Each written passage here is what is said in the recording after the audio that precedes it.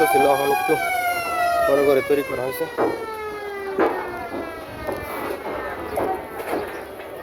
ভৈরব বাজার লঞ্চঘাট, এখান থেকে বিভিন্ন গন্তব্যের লঞ্চ ছেড়ে যায়। ভৈরব থেকে নবীনগর, অষ্টগ্রাম, মার্কলি, ডায়মন্ড ইত্যাদি গন্তব্যের লঞ্চ ছেড়ে যায় এই ভৈরব থেকে।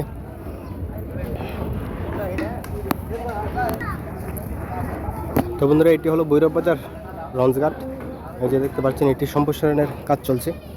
এই যে অনেক বড় করে পুনরায় নির্মাণ করা হচ্ছে। এই যে গার্ডের মধ্যে অনেক জেটি এনে রাখছে, এই যে ক্রেন এগুলো দিয়ে এগুলোর কাজ চলছে। আর এই যে ভৈরব মেঘনা সেতু, এই মেঘনা নদীর তীরে এই ভৈরব বাজার অবস্থিত, এবং এটি হলো সেই ভৈরব বাজার লঞ্চ ঘাট। এখান থেকে বিভিন্ন গন্তব্যে লঞ্চ ছেড়ে যায়। ভৈরব থেকে নবীনগর, অষ্টগ্রাম, মিঠাইমন, মার্কলি এইসব গন্তব্যে লঞ্চ ছেড়ে যায় এই ভৈরব বাজার লঞ্চ ঘাট থেকে। এই যে দেখতে পাচ্ছেন, সারি সারি লঞ্চ দাঁড়িয়ে আছে এই ভৈরব বাজার ঘাটে। আর আজকে আমরা যাচ্ছি ভৈরব থেকে যাব 22 মোজা মালিক ভরসার মাজারে। তো কিছুক্ষণের মধ্যে এই লঞ্চটি ছেড়ে যাবে ভৈরব বাজার ঘাট থেকে এই নুসরাত লঞ্চটি। এটি এখন ভৈরব বাজার লঞ্চ ঘাটে দাঁড়িয়ে আছে, কিছুক্ষণের মধ্যে ছেড়ে যাবে ভৈরব থেকে নবীনগরের উদ্দেশ্যে। আমরা এই লঞ্চটি করে যাব ভৈরব থেকে 22 মোজা গিয়ে নামবো, এবং 22 মোজা থেকে পরবর্তীতে গাড়িতে করে যাব এই মালিক ভরসার মাজারও। তো লঞ্চটি সাইলেন্ট দিয়ে দিচ্ছে, কিছুক্ষণের মধ্যে ছেড়ে যাবে এই ভৈরব বাজার ঘাট থেকে। তো ঘাটে আরেকটি লঞ্চ বেরিয়েছে, যেটি নবীনগর থেকে ছেড়ে আসছে। ভৈরব বাজার ঘাটে আরেকটি লঞ্চ বেরিয়েছে, যেটি নবীনগর থেকে ছেড়ে আসছে ভৈরবের উদ্দেশ্যে। এই লঞ্চটি মাত্র ভৈরব বাজার ঘাটে প্রবেশ করছে। আর আমাদের লঞ্চটি কিছুক্ষণের মধ্যে ভৈরব বাজার ঘাট ছেড়ে যাবে ভৈরব থেকে নবীনগরের উদ্দেশ্যে।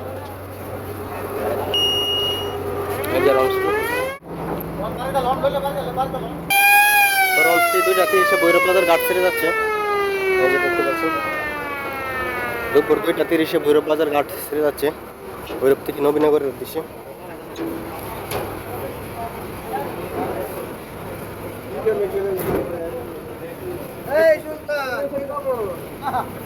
আমাদের যাত্রা এখান থেকে শুরু হলো ভৈরব বাজার ঘাট থেকে, যেটি 22 মোজা থেকে শেষ হবে যে ভৈরব বাজার লঞ্চ ঘাট। এই যে দেখতে পাচ্ছেন, মেঘনা নদীর উপর নির্মিত ভৈরব বাজার সেতু।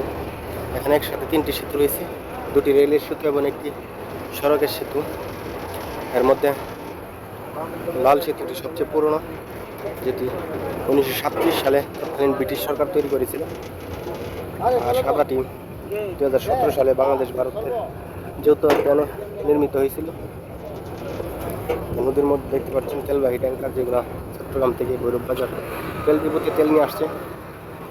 এই যে মেঘনা নদীর অপরূপ সুন্দর দৃশ্য। আর এইদিকে ভৈরব বাজার লঞ্চ ঘাট, যেটি থেকে ছেড়ে আসছে লঞ্চটি। আমাদের যাত্রা আজকে ভৈরব থেকে শুরু হচ্ছে। নদীতে অনেক নৌযান রয়েছে। ভৈরব বাজার ঘাট থেকে নবীনগরের উদ্দেশ্যে একটি স্পিড বোট ছেড়ে যাচ্ছে, এই যে দেখতে পাচ্ছেন দ্রুত গতিতে।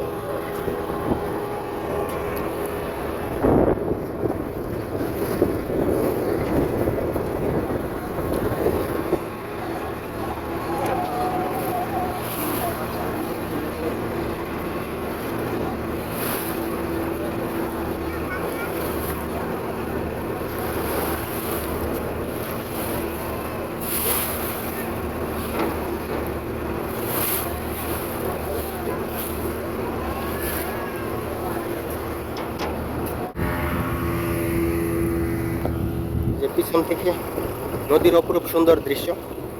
এই যে দূরে দেখা যাচ্ছে ভৈরব বাজার সেতু। এই যে ভৈরব বাজার শহর, আশুগঞ্জের অংশ। এই যে আশুগঞ্জ সাইলু, এই নদী থেকে সব কিছু দেখা যাচ্ছে, নদীর অপরূপ সুন্দর দৃশ্য। লঞ্চটি ছুটে চলছে নবীনগরের উদ্দেশ্যে ভৈরব বাজার ঘাট থেকে ছেড়ে। আর এটি হল আপনার আশুগঞ্জ সার কারখানা, যেটি বর্তমানে জিয়া সার কারখানা নামে পরিচিত।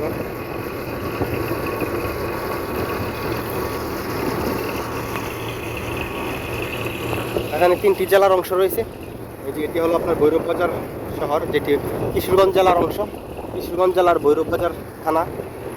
আর মাঝখান দিয়ে যে ডিভাইড করেছে সেটা হলো আপনার পুরাতন ব্রহ্মপুত্র। এই যে মাঝখান দিয়ে যে একটি নদী ঢুকেছে খাল, এটি হলো আপনার পুরাতন ব্রহ্মপুত্র নদ, যেটি নরসিংদী জেলা এবং কিশোরগঞ্জ জেলাকে বিভক্ত করেছে। আর এই ব্রহ্মপুত্র নদটি এসে এখানে ভৈরব বাজারে এসে আপনার মেঘনা নদীর সাথে এসে মিলিত হয়েছে এই জায়গাতে। আর এই অংশটি হলো আপনার নরসিংদী জেলার রায়পুরা থানার অংশ। এই যে, আর এটি হলো আপনার ব্রাহ্মণবাড়িয়া জেলার আশুগঞ্জ থানা, নদীর এই পাশটি। তো নদীর অপরূপ সুন্দর দৃশ্য উপভোগ করতে করতে আমাদের লঞ্চ ছুটে চলছে নবীনগরের উদ্দেশ্যে।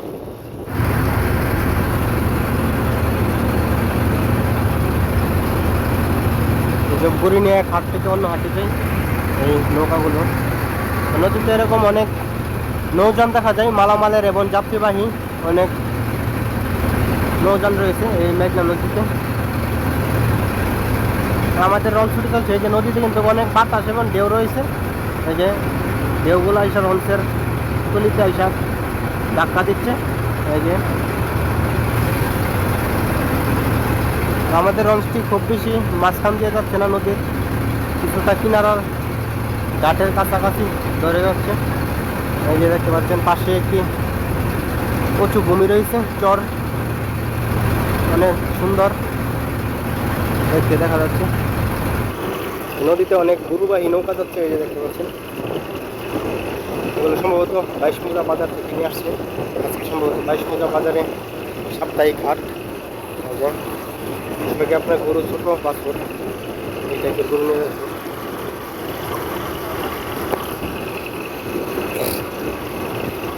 এই সব আপনার গরু পাইকার, যারা এক হাট থেকে অন্য হাটে নিয়ে যায় সব গরু ছাগল। আমাদের লঞ্চ কিছুক্ষণের মধ্যে আপনার লালপুর বাজারে গিয়ে বেরাবে।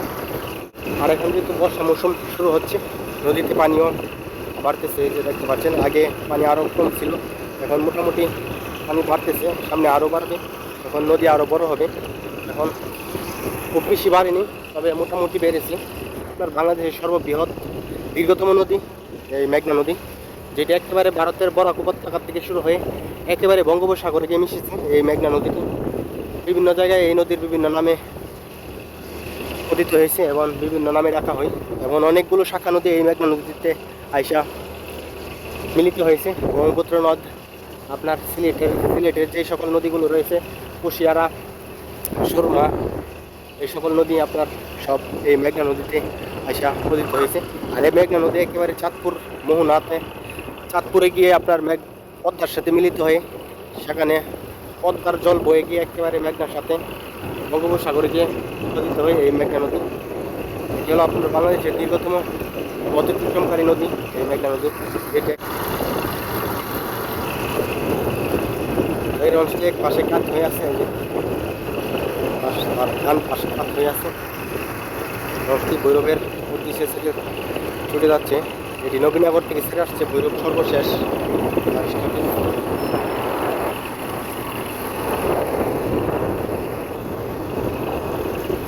একটি দ্রুত গতিতে একটি স্পিড বোট আসছে পিছন থেকে, যেটি ভৈরব থেকে নবীনগর উদ্দেশ্যে ছেড়ে যাচ্ছে স্পিড বোটটি।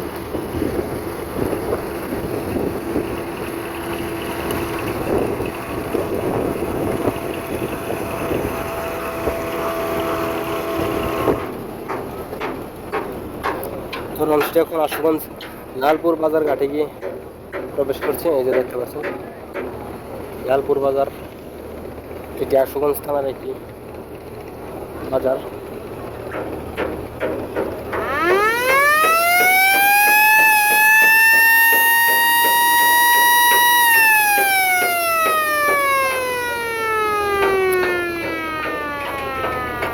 লঞ্চটি সাইলেন্ট দিয়ে ঘাটে প্রবেশ করছে। এই যে দেখতে পাচ্ছেন বাজারের মধ্যে অনেকগুলা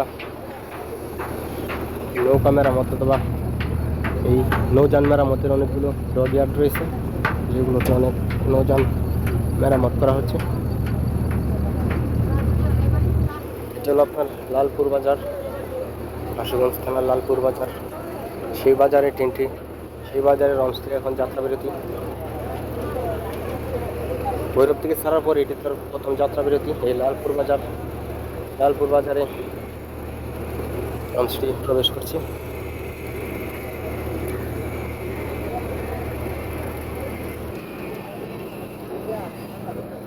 এই যে জেটির কাছাকাছি চলে আসছে লঞ্চটি।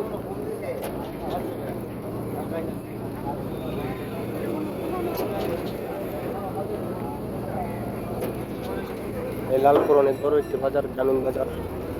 লালপুর অনেক দোকান রয়েছে এই বাজারে। এই যে লালপুর ঘাট।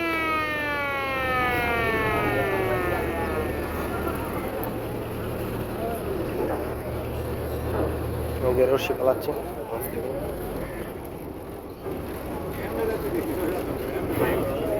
লালপুর ঘাটে অনেকে নেমেছে, আবার অনেকে উঠেছে এখান থেকে। এই লালপুর ঘাট থেকে লালপুর ঘাট আবার ছেড়ে যাচ্ছে এরকম। তার পরবর্তী যাত্রা বিরতি 22 মৌজা বাজার।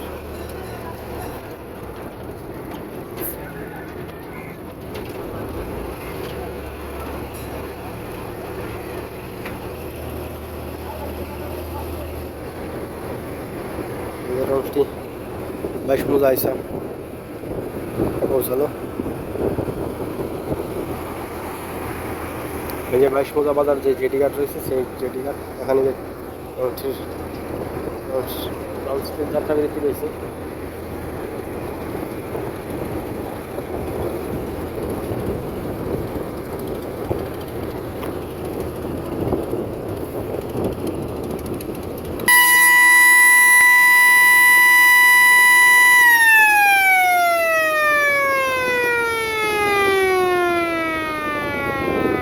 সাইলেন্ট দিয়েছে, সাইলেন্ট দিয়ে ঘাটে প্রবেশ করছে এই 22 মৌজা বাজার ঘাটে।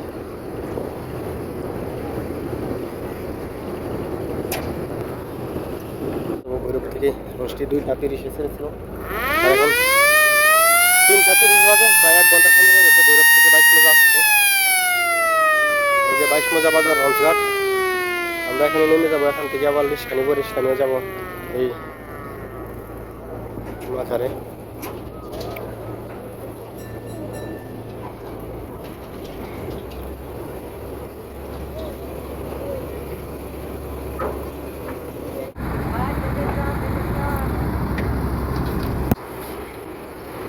আমরা এসে 22 মৌজা বাজার এসে পৌঁছালাম। এই যে দেখতে পাচ্ছেন 22 মৌজা বাজার। আমরা এখান থেকে এখন যাবো মালিক বর্ষার মাজারে। লঞ্চটি ভৈরব থেকে 2:30 ছেড়েছিল, এখানে আসছে 3:30। 1 ঘন্টা সময় লেগেছে ভৈরব থেকে এই 22 মৌজাতে আসতে।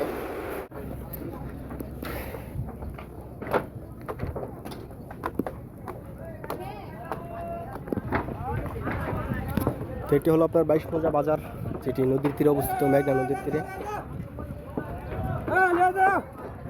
এই যে অনেক কাঠের দোকান রয়েছে এখানে, শুধু কাঠের দোকান। এখানে হয়তো কাঠের পাইকারি হাট রয়েছে, পাইকারি বাজার। এই যে নৌকা দিয়ে কাঠ নিয়ে যাচ্ছে, সব কাঠ দিয়ে বিভিন্ন ফার্নিচার এবং কাঠের বিভিন্ন জিনিসপত্র তৈরি করবে।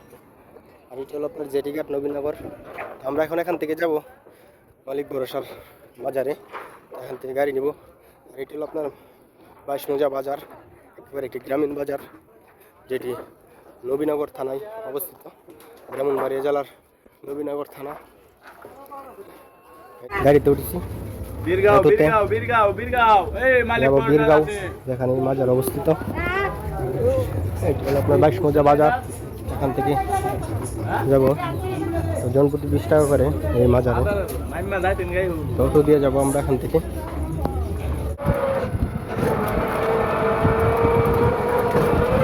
কিছুক্ষণের মধ্যে মাজারে পৌঁছাবো।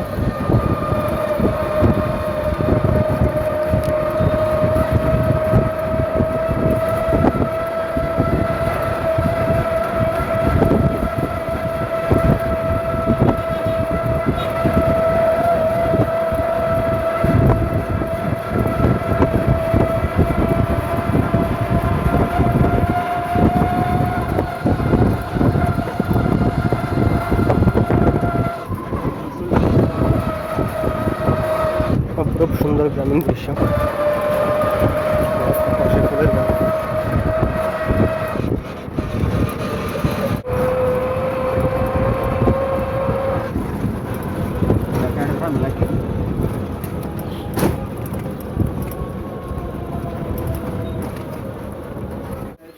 তো রঞ্জঘাট থেকে আমরা এসে পৌঁছাইলাম বীরগাঁও বাজারে। তো আমরা অটো দিয়ে আসছি, জনপ্রতি 20 টাকা করে নিচ্ছে ভাড়া। এই যে এটি হলো আপনার বীরগাঁও বাজার, এখানে অবস্থিত সেই মালিক ভরসার মাজার। এই যে এটি হলো আপনার মাজারের মূল গেট, তার সামনে রাস্তা। আমরা এই পথে আসছিলাম, আমরা এখন ভিতরে প্রবেশ করব মাজারের।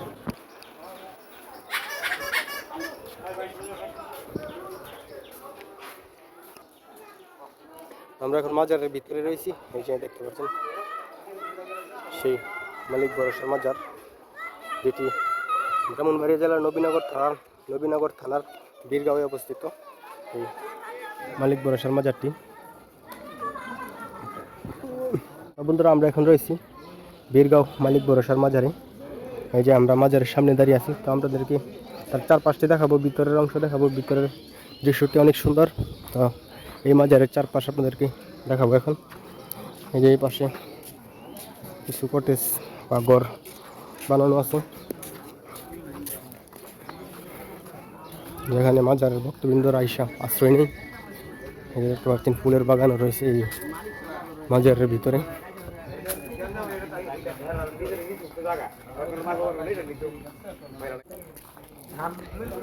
আমরা এই পাশটিতে যাব, যেখানে বিভিন্ন সবজির চারা রয়েছে, সবজির বাগান। এই যে আমের বাগান, আম কিন্তু ধরে ঝুলে আছে গাছের মধ্যে। ফুলের বাগান রয়েছে, দেখতে অনেক সুন্দর দেখাচ্ছে। একেবারে গাছের কানায় কানায় আম ধরে আছে, আম এবং কাঁঠাল।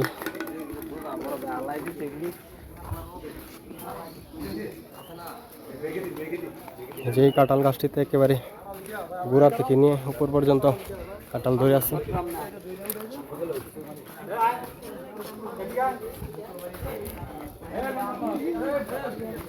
অনেক সুন্দর একটি মাজার, মাজারের পরিবেশটা অনেক সুন্দর, অন্য মাজারের মতো নয়। অন্য মাজারগুলো একেবারে নোংরা বানিয়ে রাখে, কিন্তু এটা তার ব্যতিক্রম, খুব সুন্দরভাবে সাজিয়ে রেখেছে ফলের বাগান এবং ফুলের বাগান দিয়ে। দেখতেও খুব সুন্দর লাগে এই মাজারটি।